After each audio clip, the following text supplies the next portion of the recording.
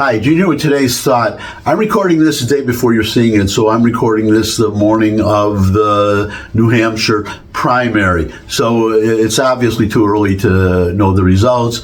Like all of you, I'm sure I'm looking forward to see what they would be. But as of now, the polls are showing that Trump is going to win, perhaps by a significant margin, which means that if he wins New Hampshire, then his only opponent is Nikki Haley, and unless she is within single digits, which is not what the polls are showing, then she's got a decision to make, because the next primary is South Carolina, and that is her home state. She was the governor there, and it would be just humiliating for her to lose her own state, especially to lose it by a significant margin. So I would imagine that if she does poorly in the primary, that she would drop out, which means that whether she drops out or not, if Trump wins South Carolina, so you have the Iowa caucus that he won by a handy margin, by the over 50%, 51%, which is a historic high for a Republican. And then we have the New Hampshire today, as I'm recording this, and next is South Carolina. And if he wins all three of those, he's really sewn up the nomination, and he's going to be the nominee. And it's a little early for a poll update, one of my periodic poll updates, but I did take a peek at the Real Clear politics average of polls, and Trump, there are 9 polls today, and Trump, the average, 2.9 points. Trump is leading by 2.9 points. That's the average. Now, the last 3, the most recent polls, it's like 4%, 5%. I forget the exact numbers, but nothing by 1% or even 2%. So he is not only on a good path to win the nomination, but to win the presidency itself, which has Democrats really worried, which is kind of ironic, because if you think back, they were pulling for him. They wanted him to be the nominee. The idea was that he would be the nominee and that he would be the easiest one for Biden to beat, and that the Republicans are walking into a trap. So that's they're singing a different tune now, because he's leading in the polls, and the idea was that all these bogus court cases in my opinion, court cases against him would tarnish him so badly that it would help him lose, and they would want him to be the nominee. But instead, he goes higher in the polls, not just for the nomination, but to win the presidency after every attack on him. So what they plan to do is having a reverse effect, and now they're starting to get worried. They're starting to see some panic from them, and increasing calls for Biden to drop out. Now, this is which he has shown no sign of doing, and that's the other side of it. This is how the Democrats are trying to put their thumb on the scale for him, because Iowa and New Hampshire, Iowa is supposed to be the Iowa caucus for the Democrats as well as the Republicans, and then you're supposed to have the New Hampshire primary, the first in the state, which is a New Hampshire state law that they have to be first for both Republicans and Democrats. But the Democrats, Biden's not even on the ballot in New Hampshire, because the Democrats made for the first time South Carolina to be the first primary, and they said, well, it's because they have a lot of black voters, and so it's more, they're one of their pet projects, or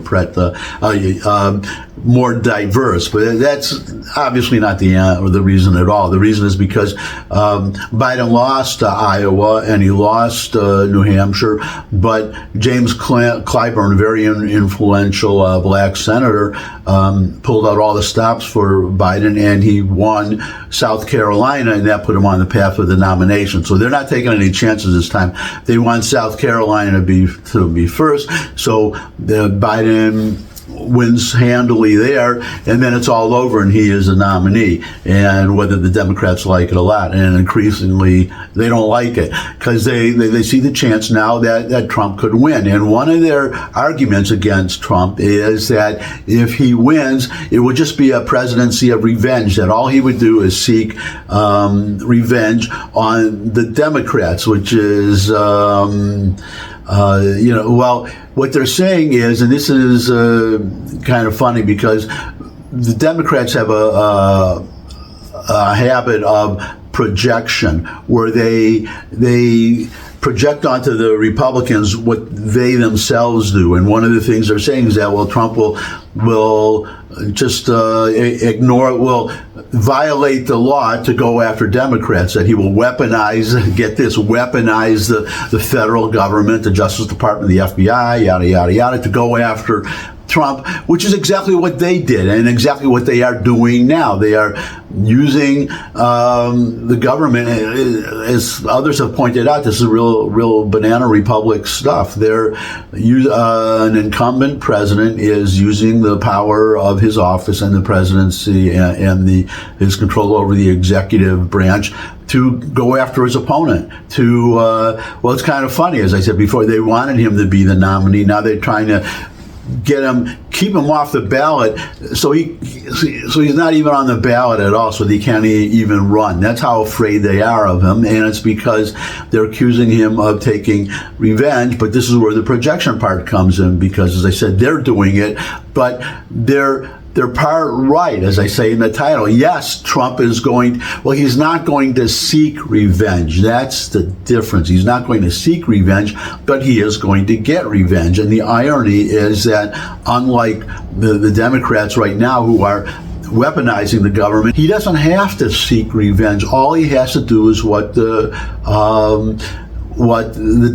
Democrats, the opposite of what they're doing, which is to enforce the law, just to act according to the Constitution and according to the law. And the example is simple. You look at the House right now, they've now launched a formal impeachment inquiry. Before that, they were 3 committees, Ways and Means and Oversight and Judiciary, were conducting preliminary hearings, investigations to see whether to ask for not articles of impeachment, but just to have an official inquiry. And the reason they did that was because of the White House stonewalling. The House has been sending letters and well, I would say requesting, but it's really verges on demanding documents and witnesses have come before various committees and just really said nothing.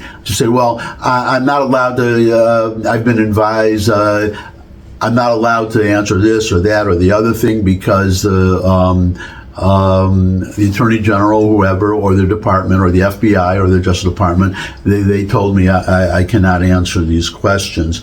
And they've also asked for documents, for instance, from the National Archives, 81,000 documents that Biden sent and received under a pseudonym. So what is he trying to hide? And so far they've got maybe a dozen or a couple dozen out of 81,000 documents. So all Trump has to do is provide everything. That's all he's going to do. The witnesses who are refusing to testify because they're being, ordered not to answer certain questions, he's going to order them to answer questions. He's going to order them to answer questions, and the witnesses will be that the House request will be produced. The documents, the National Archives or wherever they are, the documents that the House is requesting will be produced. He will just follow the law. He will give the House everything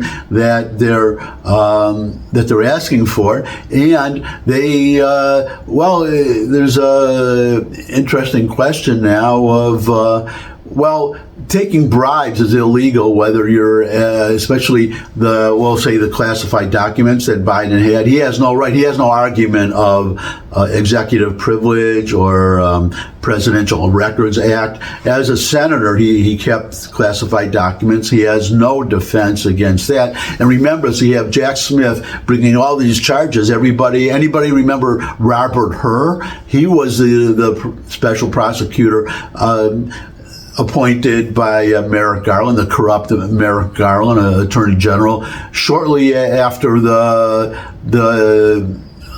Jack Smith was appointed to go after Trump because he had to, because Jack Smith was going after Trump for unclassified documents, and now Biden was found to have them, so he had to appoint a special prosecutor, special counsel, for Biden. But we haven't heard from him. Jack Smith took only a few months, 7 months, to bring to indict him on 91 different counts, in 4 courts, and nothing from Robert Hur, even though it's cut and dried. Biden had no right under any argument to have those documents, and he did. And we're not hearing. And the only rumor I heard was that Hur was not going to charge him, but obviously he hasn't said anything, so I guess he's in a bind.